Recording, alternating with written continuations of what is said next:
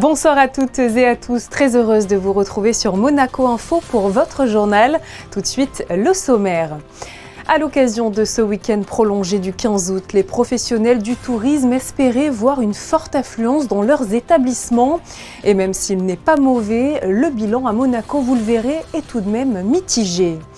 Le 19 août est la journée mondiale de la photographie, l'opportunité de promouvoir cette discipline à travers le monde à l'ère où le numérique a rendu cet art à la portée de tous. Notre invité ce soir sera le célèbre photographe brésilien Sebastião Salgado.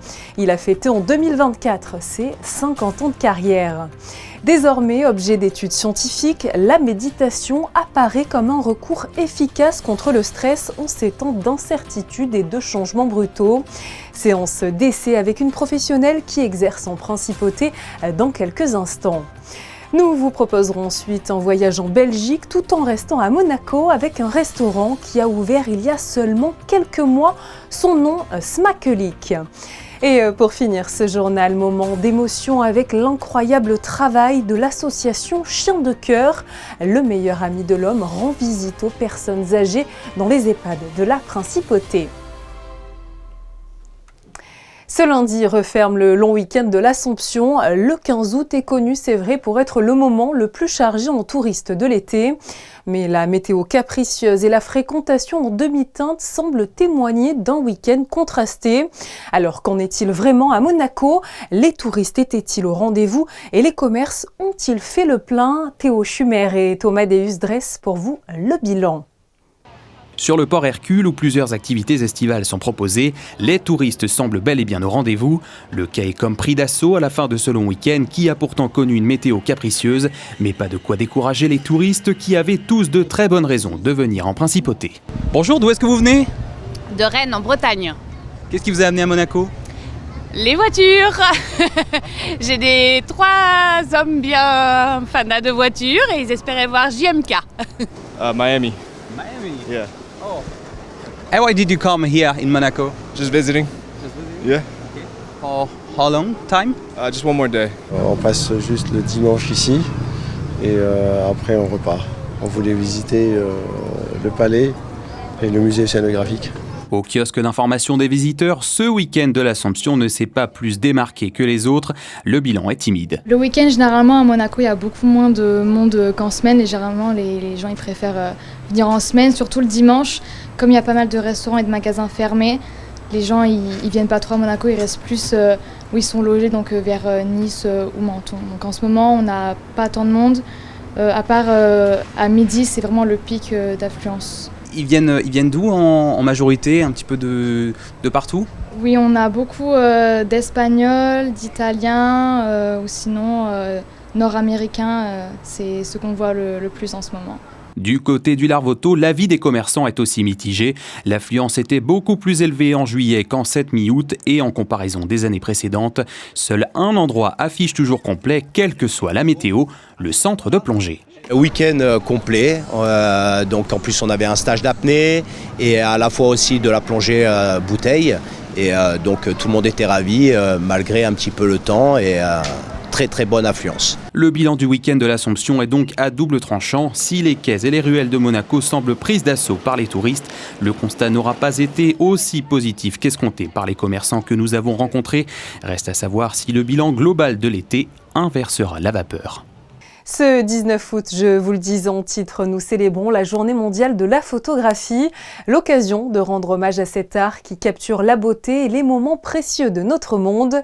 Pour nous en parler ce soir, nous avons le plaisir de recevoir un photographe mondialement connu, notamment pour son engagement dans la préservation des forêts et plus généralement de la planète. Il s'agit de Sebastião Salgado. Bonsoir à vous. Bonsoir. Merci d'être présent à nos côtés sur Monaco Info pour nous parler de la photographie, cet art qui est, je crois, à vos yeux, le miroir de la société. Alors après 50 ans de carrière, quel regard portez-vous justement sur l'évolution de la photographie? La photographie a changé énormément du point de vue technique, n'est-ce pas? Elle a devenu très facile d'une certaine manière. Il y a un accès à tous, principalement, à travers ces téléphones portables Mais il y a quand même une petite différence là-dedans.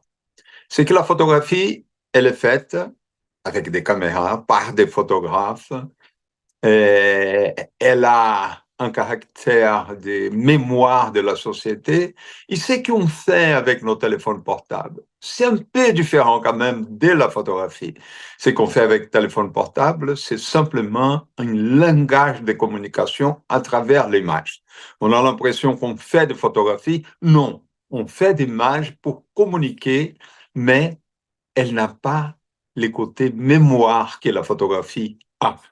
Et donc, je crois que ça a amené une certaine confusion. Tout le monde imagine qu'il est en train de faire des photographies, mais la photographie, c'est une autre chose. La photographie, c'est une référence des moments historiques qu'on est en train de vivre et que là, les photographes les font très bien, mais ils ne vont pas très différents de ce qu'ils faisaient il y en a une vingtaine ou une trentaine d'années. De votre côté, vous vous êtes servi de la photographie pour sensibiliser notamment à la déforestation de la planète. Dans votre Brésil natal, vous avez d'ailleurs avec votre femme planté des millions d'arbres. Racontez-nous un petit peu votre engagement à ce sujet. Voilà, la photographie nous a amenés à ces projets. Mes parents avaient une assez grande ferme au Brésil et qu'ils prennent la décision de nous donner cette ferme au moment qu'ils étaient vieux, parce que je suis le seul fils homme dans une famille de 8 enfants, j'ai 7 sœurs. Mes sœurs et mes parents ont pris la décision de nous donner cette ferme et on prend la décision, principalement à travers une décision de ma femme, de replanter la forêt qui était là avant. Et on a commencé un projet qui aujourd'hui, c'est possiblement le plus grand projet environnemental du Brésil. On a déjà planté sur cet espace plus de 3 millions d'arbres, de plus de 300 espèces différentes, les plantes que d'arbres natifs. Et on a refait une forêt qui ressemble énormément à la forêt qui était là avant et qui était détruite avec un retour colossal de la biodiversité. On a les plus grandes pépinières de notre région. On est capable de produire aujourd'hui un peu plus de 500 000 arbres par année. Petits arbres qu'on plante une partie, d'autres parties par sur d'autres projets environnementaux. Et on est bien aidé par vous, principalement la Principauté. Le Prince Albert est notre partenaire à travers la Fondation Prince Albert de Monaco. Il nous aide à planter des arbres et on plante beaucoup d'arbres. Beaucoup d'arbres. Aujourd'hui, on travaille aussi dehors de cet espace qu'on a. On travaille à peu près avec 3500 fermiers en train de planter d'arbres et de récupérer des sources d'eau. La déforestation de la planète qui est loin d'être votre seule inquiétude. Vous insistez aussi à travers vos photos et vos projets sur le changement climatique et le manque d'eau, notamment finalement dans le sud de la France, à Monaco également, alors qu'auparavant cela ne concernait que certaines zones d'Afrique. Il y a quelque temps, les villages du Sahel, des villages d'Afrique, ils étaient dans une certaine partie de l'année servis en eau par des camions citernes. Il n'y avait pas d'eau.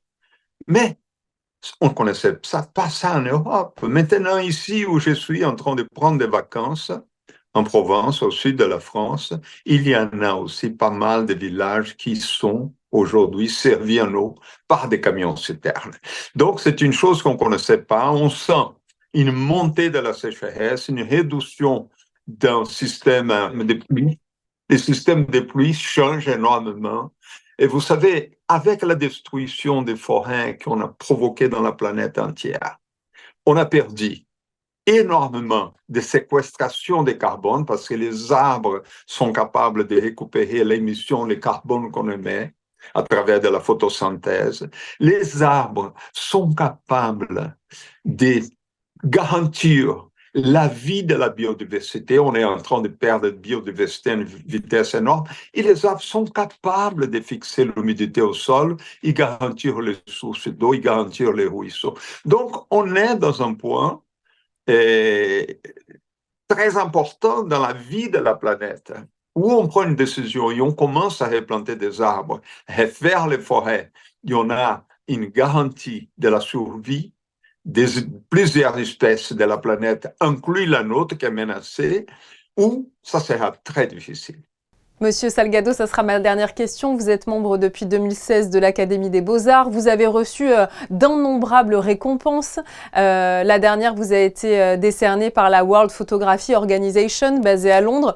Une vraie reconnaissance de toute votre carrière. Voilà, on parlait des milliers de photographies que vous avez réalisées. On a du mal à les condenser, mais tous ces prix ont quand même du sens. Écoute, c'est une référence, bien sûr.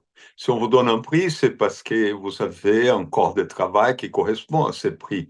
Et donc, c'est bien, mais ce n'est pas essentiel. L'essentiel, c'est d'avoir eu la possibilité d'être là, de prendre les photos, d'être avec les gens, d'être en première ligne de la planète. Vous savez, les journalistes de presse écrite, ils peuvent prendre d'informations, ils n'ont pas besoin d'aller où les choses se passent. Les photographes, s'ils ne sont pas là, en première ligne, ils n'ont pas d'image. Et donc, ça, c'est un privilège. Et pour moi, c'est un privilège d'avoir fait ces images. Si aujourd'hui, il y a une reconnaissance, c'est très bien, mais l'essentiel, c'est d'avoir eu l'opportunité d'être là où les choses se passaient. Merci beaucoup à vous, Sebastião Salgado, d'avoir été présent sur Monaco Info à l'occasion, je le rappelle, de la Journée mondiale de la photographie célébrée ce 19 août. Merci beaucoup, un plaisir. Bonne soirée. Les vacances estivales sont souvent l'occasion de prendre un peu de temps pour soi, bien loin du tumulte du quotidien. Et bien ce soir, nous vous proposons une immersion dans l'univers de la méditation. L'une de nos équipes a rencontré sur le terrain une professionnelle en la matière. Notre journaliste Sarah Nkari se trouve dans les jardins de la Roseraie pour une séance de démonstration. La rentrée approche et qui dit rentrée dit nouvelles bonnes habitudes. Alors pourquoi ne pas vous mettre à la méditation ? Cette pratique dispose de nombreux bienfaits à la fois pour notre santé mentale et physique. Nous avons rencontré Marina Bordet qui est coach à Monaco pour nous en dire un peu plus. L'idée, ça va être de s'installer confortablement. Idéalement, on essaye d'avoir la colonne vertébrale la plus droite possible. La méditation fait partie du yoga. C'est-à-dire que dans le yoga, vous avez plein de branches. Vous avez une partie physique avec les mouvements, les asanas. Vous avez une partie respiratoire, vous avez une partie comment on se comporte dans la vie, mais vous avez une partie méditation. Donc en fait, la méditation, c'est vraiment une des parties du yoga. Après, ce qu'on appelle en Occident la méditation, ça va être plutôt une méditation sans mouvement, quelque chose d'assis ou allongé éventuellement. Mais l'idée, en fait, ça va être vraiment de calmer le mental, de ralentir les pensées, de se concentrer sur quelque chose, donc ça peut être différentes choses, et de se reconnecter avec soi et avec tout ce qui nous entoure. C'est très mixte. J'ai la chance d'avoir des messieurs parce que justement en cours privé, comme ils ont peur d'aller en cours de groupe, ils m'appellent en se disant « Voilà, je le fais dans le cadre de ma maison, j'ai mon moment pour moi et personne ne sera là pour me juger. » Est-ce que vous pouvez nous donner les bienfaits de la méditation ? La première chose, on va dire que ça va être le calme. L'idée vraiment aussi, ça va être se connecter justement avec soi, avec qui on est vraiment, peut-être même se rappeler qui on est vraiment, au-delà de son prénom, au-delà de son travail, de son rôle dans la famille, de son rôle dans la société. Et après, scientifiquement, ça commence à être vraiment bien mesuré. On se rend compte qu'en fait, ça diminue certains risques de maladies cardiovasculaires, de dégénérescence mentale. Au niveau de la fréquence, vraiment, c'est une régularité. Donc, il vaut mieux essayer de faire 5 minutes tous les jours que de faire 20 minutes une fois dans la semaine. Il faut vraiment essayer d'inclure ça dans sa routine parce qu'après, pour en voir les bénéfices, il faut vraiment que ça devienne une habitude. En fait, il faut essayer d'entraîner son cerveau comme on entraîne ses muscles. Je me sens complètement détendue. J'aurais aimé que ça dure des heures. C'était quelques minutes, mais très très bénéfique. Merci beaucoup Marina pour cette démonstration. Merci à vous. Et puis quant à vous, n'hésitez pas à pratiquer le yoga et la méditation pour préparer cette rentrée en toute quiétude. On va essayer en tout cas Sarah. Merci beaucoup à vous pour ce reportage, on peut le dire, très relaxant. Et après s'être un peu détendu, quoi de mieux que de déguster un bon plat pour faire durer le plaisir. Nous vous parlons ce soir d'un restaurant belge qui fait escale en Principauté. Il se trouve au cœur d'une toute nouvelle brasserie implantée à l'hôtel Le Méridien Beach Plaza. Gaufres de Bruxelles, carbonade, moule marinière, un menu qui nous fait voyager vers le plat pays. Reportage signé Alban Gingembre.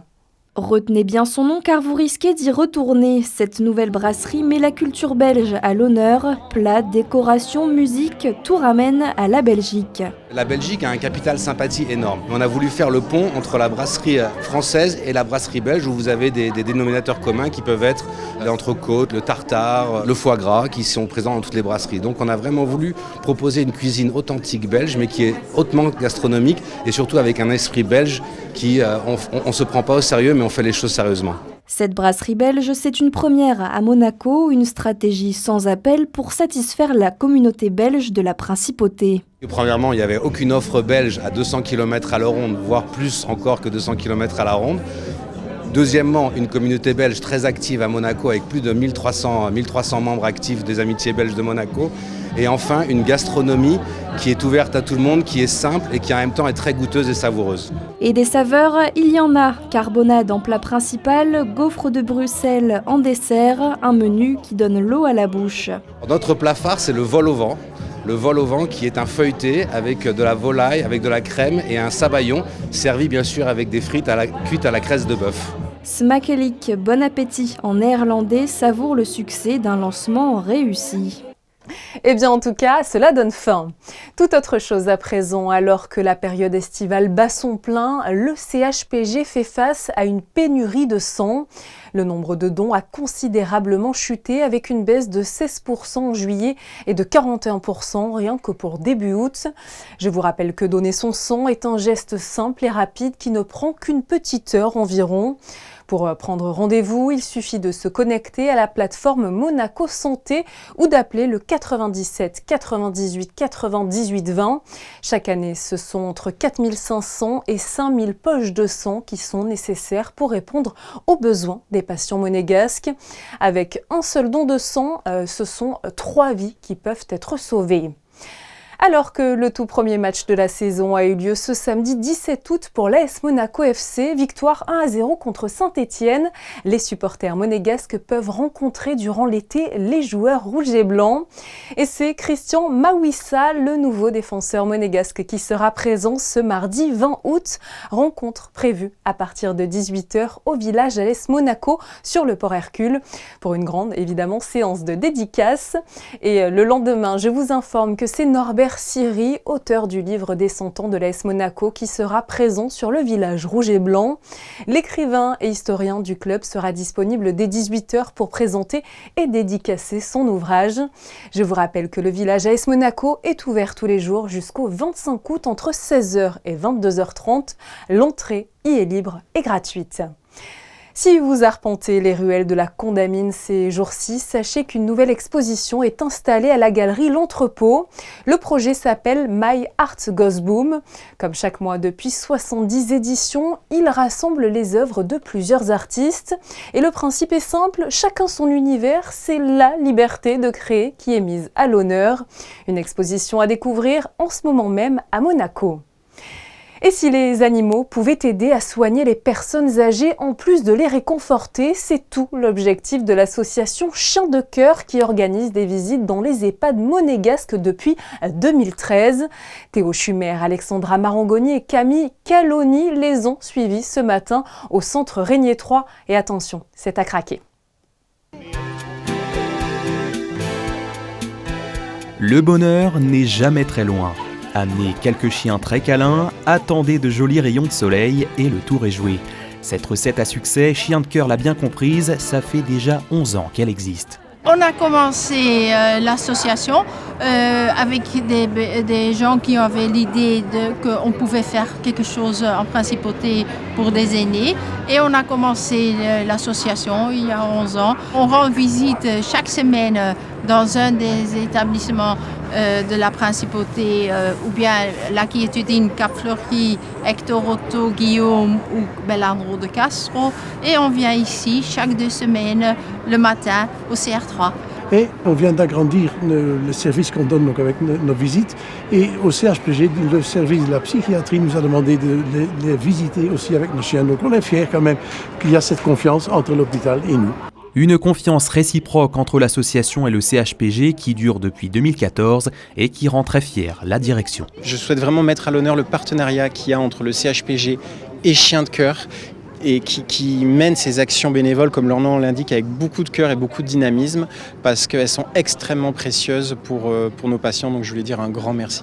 Mais la venue des chiens n'est pas seulement réconfortante, elle a aussi prouvé de véritables bienfaits sur la santé. Hormis le bien-être, effectivement, on a vu que d'un point de vue neuropsychologique, les patients avaient moins de troubles du comportement après la séance. C'est des choses qu'on a pu objectiver avec des échelles notamment, qu'on avait mis en place à destination des soignants.